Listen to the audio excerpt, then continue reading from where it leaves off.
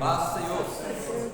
Mais uma vez o Senhor nos dá a oportunidade, de estar aqui nessa manhã para aprender, da palavra de Deus, para que possamos dar continuidade à mensagem de Jesus, o que Deus quer para a nossa vida, o que Deus quer para a vida do ser humano, do homem, da mulher, enfim, da sociedade em geral.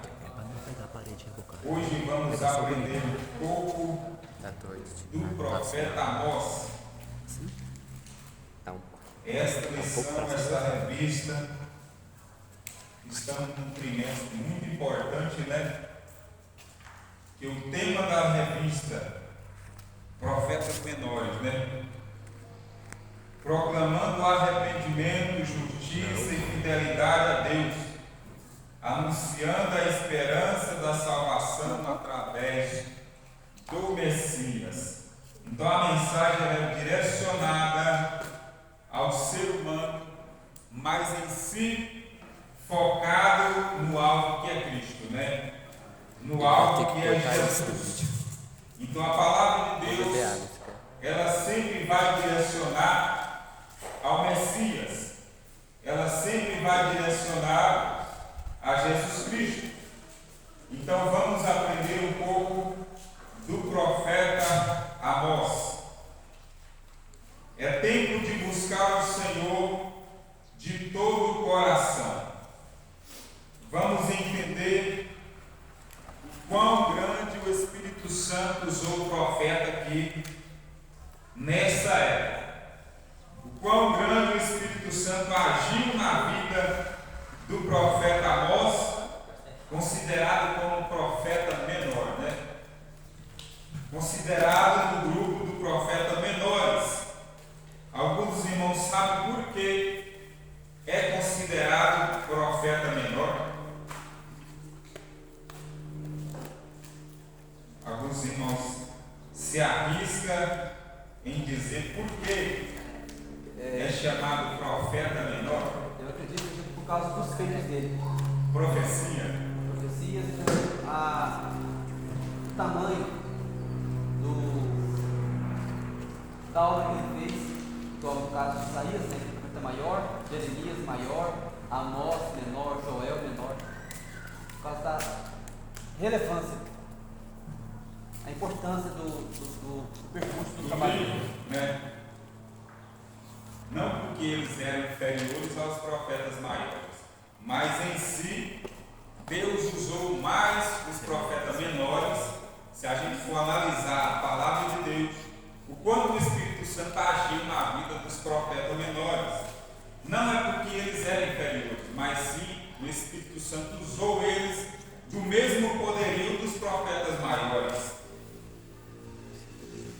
Vamos entrar aqui na lição. É tempo de buscar ao Senhor de todo o coração. Vamos conhecer um pouco da vida do profeta Amós, que profetizou em tempos de crise espiritual, em tempo em que a sociedade se corrompia. Diz assim no textual, Porque assim diz o Senhor à casa de Israel: buscai-me e vivei. Amós, capítulo 5, versículo de número 4. Vamos fazer referência aqui da palavra de Deus neste versículo. Vamos começar do início. Versículo 3. Porque assim diz o Senhor Jeová: a cidade da qual sai 1000 conservará 100, e aquela da qual sai 100 conservará 10, para a casa de Israel. Porque assim diz o Senhor à casa de Israel: buscai-me e vivei, mas não busqueis a Betel, nem venhais a Gilgal, nem passais a Berseba, porque Gilgal certamente será levada ao cativeiro e Betel será desfeita em nada. Buscai ao Senhor e vivei, para que ele não irrompa na casa de José com fogo e consuma, e não haja em Betel de quem o apague. Vamos lá para o capítulo mais à frente um pouquinho. Vamos entender o que Deus está dizendo aqui. No capítulo anterior, capítulo 4. Não adianta a gente dizer que está buscando a presença de Deus se não viver na presença de Deus. Isso que o profeta Amós estava querendo dizer, que Deus já havia passado para ele, Deus já havia falado com eles.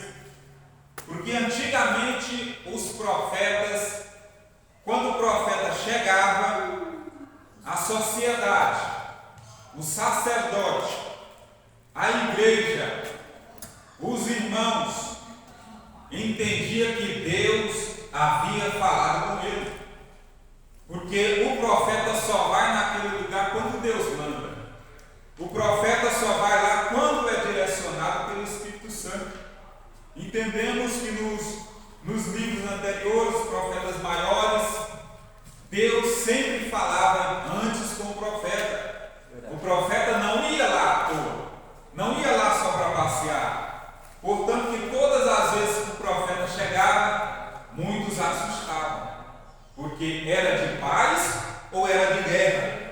Então o profeta estava ali porque tinha algo de errado acontecendo. O profeta estava ali porque Deus já havia mostrado para ele e Deus já havia falado a situação. Então o profeta Amós aqui, Deus já havia passado para ele a situação. Deus já havia revelado em sonho para ele. Então ele não vinha de uma linhagem real. Ele não vinha nem de uma escola de profetas. Qual que era a profissão dele? Vamos aqui para o capítulo de número 1. Qual que era a profissão do profeta Amós? Ele não era de linhagem real. Cultivador? Isso. Leia a primeira aí, capítulo 1, verso 1 a seguir. Aí vamos achar aí a profissão dele. Profecias anunciadas por Amós, encargo pesado. Criador de ovelhas em Tecoa, sobre as visões que teve a respeito de Israel, 2 anos antes do grande terremoto. Na época, Uzias, minha força é Deus, era rei de Judá. Ele era o quê? Produtor rural. Criador de ovelha, criador de gado. Então ele não vinha de uma linhagem real, como muitos profetas maiores e menores veio da linhagem real, vinha de escola de profetas. Mas como pode um homem que não vier da linhagem real e nem da escola de profeta profetizar? Mas para Deus não existe teologia, não existe estudo para ser um profeta. Não existe aquele que está dentro da linhagem real para ser um profeta. É por isso que ele coloca aqui, buscar e viver. Eu acredito que Amós tinha esse interesse de buscar a presença de Deus e viver na presença de Deus. Aí está a diferença do profeta, né? Não existe profeta só por ser profeta. Eu sou um profeta, mas só de boca não adianta. Tem que fazer segundo a vontade de Deus. Porque muitos querem ser profeta por nome, muitos querem ser profeta para se aparecer, mas não querem fazer a vontade de Deus. Não adianta nada. É por isso que o comentarista aqui na palavra de Deus citou essa referência: buscai e vivei. Não adianta buscar a presença de Deus sem viver na presença do Senhor. Capítulo 4, versículo 4, que diz assim: vinde a Betel e transgredi e multiplicai as transgressões. Cada manhã trazei os vossos sacrifícios, os vossos dízimos, de 3 em 3 dias, e ofereceis sacrifício de louvores, do que é levedade. Apregoai as ofertas voluntárias e publicais, porque disso gostais, ó filho de Israel, disse o Senhor Jeová. Por isso também vos dei limpeza de dentes em todas as vossas cidades, e falta de pão em todos os vossos lugares. Contudo, não vos converterdes a mim, diz o Senhor. Então não adianta oferecer sacrifícios a Deus. Não adianta trazer o seu dízimo de 3 em 3 dias, se não tiver aqui, buscai e vivei. Não adianta fazer sacrifício se não buscar o Senhor e viver na presença de Deus. Não adianta, hoje na atualidade existe isso. Muitos vivem de aparência, né? Muitos estão só para se amostrar que está congregando ou que está todos os cultos na igreja. Não adianta isso. A gente tem que buscar a presença de Deus e viver na presença de Deus, e não só de aparência. Isso que o profeta Amós estava querendo passar para o povo. O povo estava vivendo de aparência, vivendo no pecado, vivendo errante, e não queria conserto, não queria uma restauração de Deus. É igual a figueira, né? Quando Jesus amaldiçoou, né? Só tinha ponta, só tinha folha. Exatamente. Não produzia. Está uma beleza, mas não produz. A vida do crente é desse jeito. Está uma beleza, mas não produz fruto. E não adianta ser belo se não produzir fruto. Aí vai e corta, porque não serve. Tem que produzir fruto. E conhece o fruto pela árvore, né? Exatamente. Nem toda beleza tem bom fruto, né? Então tem que produzir. Vamos aqui para a introdução, que é uma lição muito boa, uma lição importante. É tempo de buscar ao Senhor de todo o nosso coração. Abre em Jeremias, fazendo um favor, quero participação dos irmãos, capítulo de número 29, versículo de número 12 a seguir.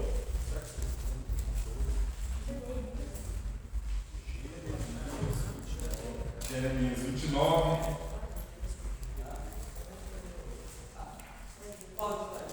Sim, pode. Versículo 12? 12 a seguir.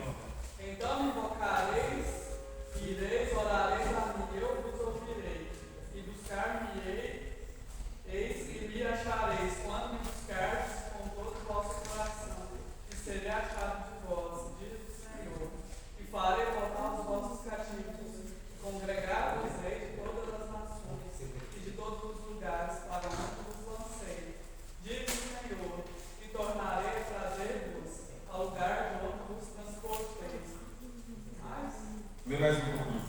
Porque dizeis, o Senhor nos levantou profetas em Babilônia, porque assim diz o Senhor, acerca do rei que se assenta no trono de Davi, e acerca de todo o povo que habita nesta cidade, a saber, de vossos irmãos, que não saíram conosco para o cativeiro. Assim diz o Senhor dos exércitos, eis que enviarei entre eles a espada, a fome e a peste, e falo-os-ei como a fios podres, que não se podem comer, de ruins que são, e persegui-lo-ei com a espada, com a fome e com a peste, dá-los-ei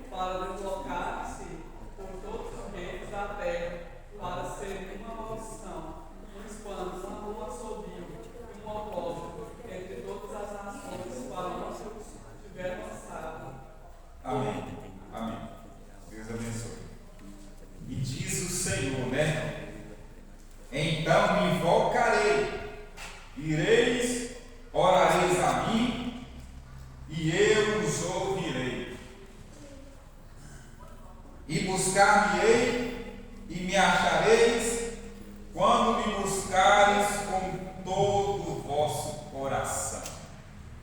Quando buscar a Deus de todo o vosso coração. Coração é com sinceridade, né? Então não adianta a gente buscar a Deus só de boca, mas se não vier do coração, não adianta. Não adianta. Por isso que o Senhor fala: buscar-me-ei e me achareis. Mas primeiro temos que buscar a Deus de todo o nosso coração. Porque se não colocarmos na presença de Deus, do coração, com intimidade com o Senhor e com sinceridade, não adianta. Temos que ter sinceridade com o Senhor. Não adianta falarmos da boca para fora.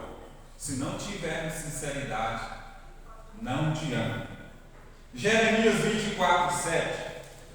Vamos fazer também referência da palavra de Deus. Capítulo 24, versículo de número 7.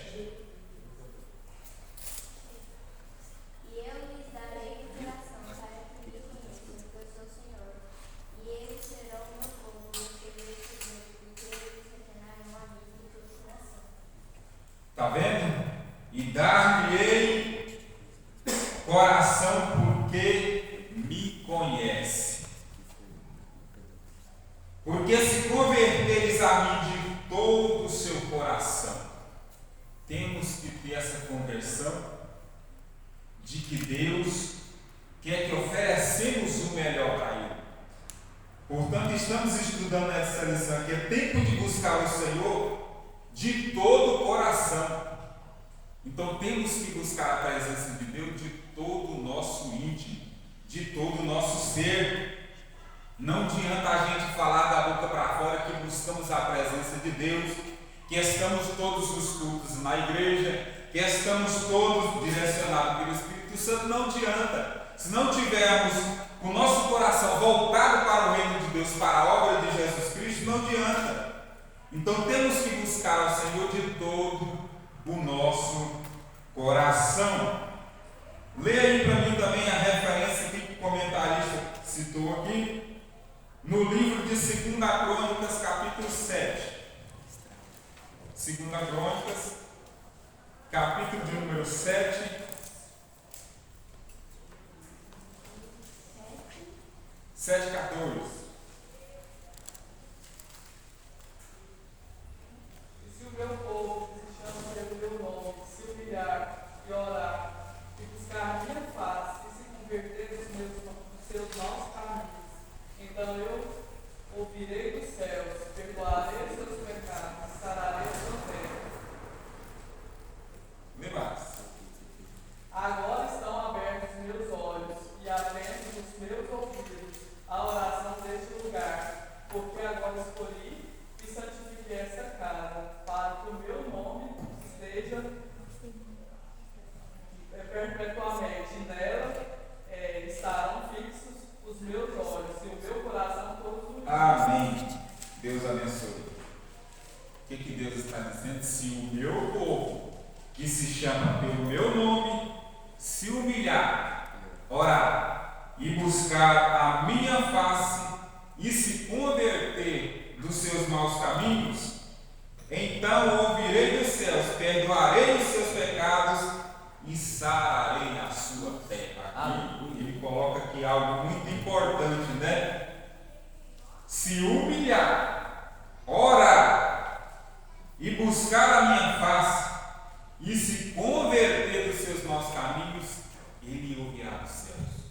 Mas é preciso isso aqui, ó. Se humilhar na presença de Deus e reconhecer que errou, e reconhecer que seu pecado precisa de uma mudança, de uma restauração, para que Deus possa agir. Porque não adianta, né? A gente está vivendo no pecado, no erro, mas não convertermos e não haver mudança. É igual o trabalho de libertação. Não adianta estarmos aqui todos os cultos de libertação, mas se não há libertação, não adianta.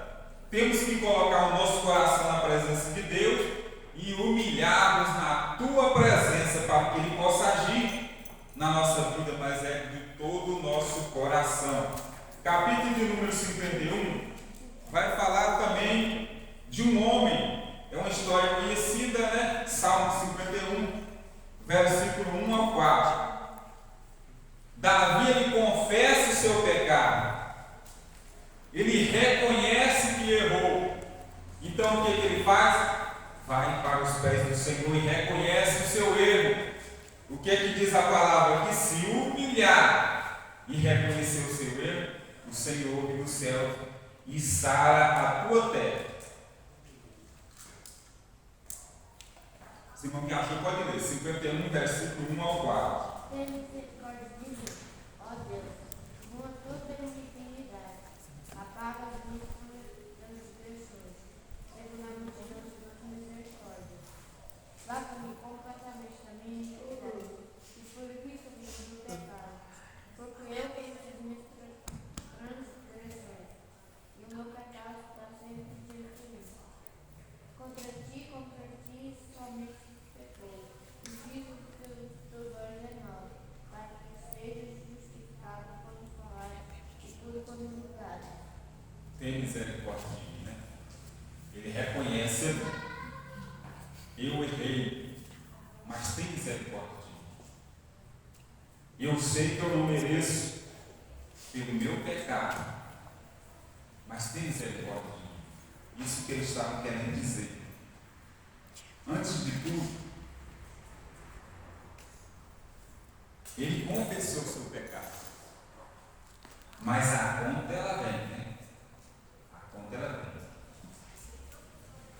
É igual o cartão de crédito, né? Você faz a conta lá e daqui 30 dias ele tem para pagar, né? Isso que aconteceu na vida deste homem. Errou, confessou o seu pecado, arrependeu, mas a conta ela vem. Veio o dia dele pagar. Então o profeta Amós, quando ele estava pregando aqui, anunciando a palavra de Deus a um reinado de idolatria, de muito erro, de injustiça, antes do juízo veio o aviso de Deus, que Deus havia passado por o profeta se anunciando a palavra e o juízo de Deus. Antes do juízo, o aviso de Deus. Antes da sentença, a advertência de Deus. Então, a conta ela vem. Independente de se reconhecer que estamos no erro, reconhecemos que Deus pode na nossa vida, a conta ela vai vir. Isso que aconteceu na vida de Davi. Ele reconheceu o seu erro, humilhou-se na presença de Deus, mas a espada jamais saiu da sua casa. Era a consequência do erro. A introdução, vamos para a introdução, senão nós não acabamos nem o primeiro ponto. Amós denunciou a justiça, a corrupção, e por isso precisou enfrentar tudo o que se opunha à sua mensagem profética. Sua vida nos mostra que realizar a vontade de Deus não isenta ninguém de enfrentar obstáculos. Isso aqui é algo muito importante, né? Realizar a vontade de Deus não nos isenta de enfrentar obstáculos. Porque se estamos na presença de Deus, se estamos fazendo a vontade de Deus, aí é que vem a dificuldade, né? Porque sem Deus já está difícil, imagina com Deus, né? Com Deus é difícil. Imagina sem Ele. Às vezes a pessoa vem para a igreja que Deus vai mudar a sua história. Vai mudar, mas os problemas vão aumentar, ele não vai acabar. Então aí está a diferença, né? Com Deus já é difícil, e sem Deus é pior ainda. Então temos que analisar bem, né? Na verdade, eu não convido ninguém para aceitar a Jesus e dizer que tudo vai mudar na vida dele. Vai mudar, mas algumas coisas vai ficar também. Ele vai passar por necessidade, ele vai ter aflição, ele vai precisar da ajuda do Espírito Santo, porque não é fácil a gente estar na frente de um trabalho, os irmãos que trabalham no departamento, falar que é fácil, não é. Às vezes há dificuldade. Então hoje em dia, muitas pessoas não vêm para a igreja por causa disso, né?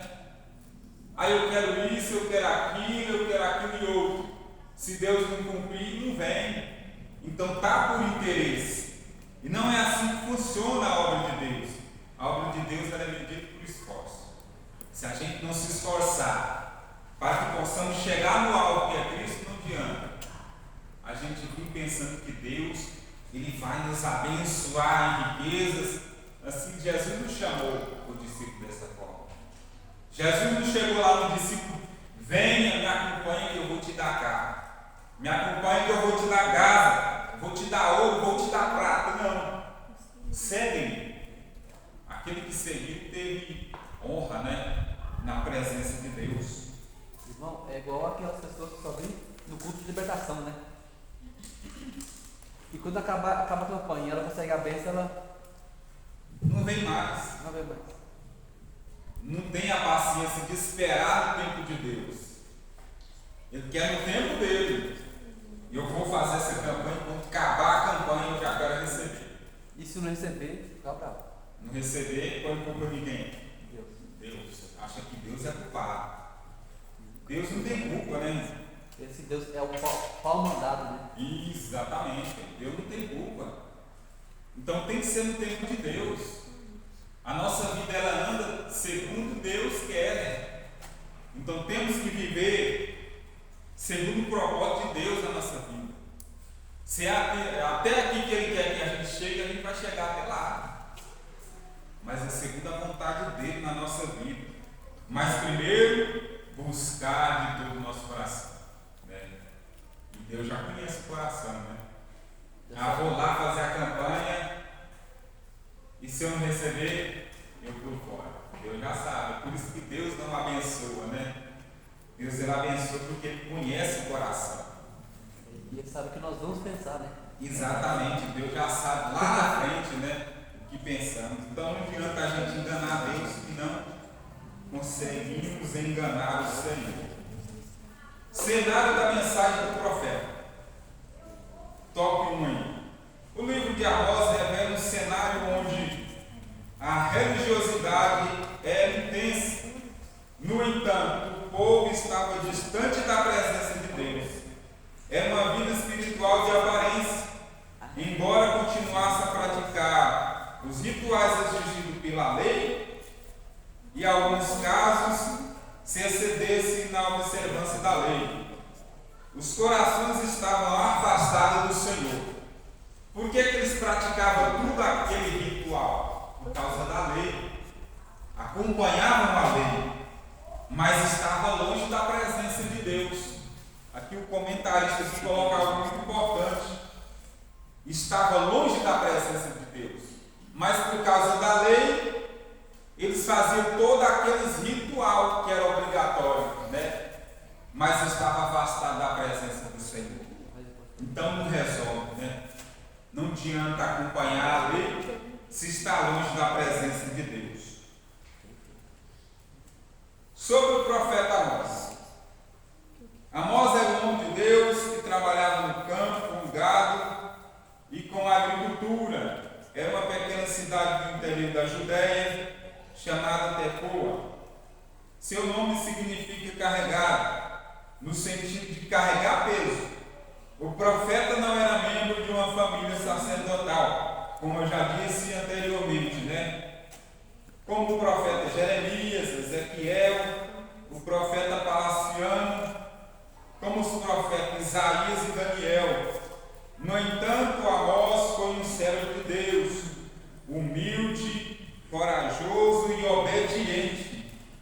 Ele corajosamente entregava o recado de Deus aos poderosos do povo, cumprindo a ordem do Senhor. Aqui está a diferença.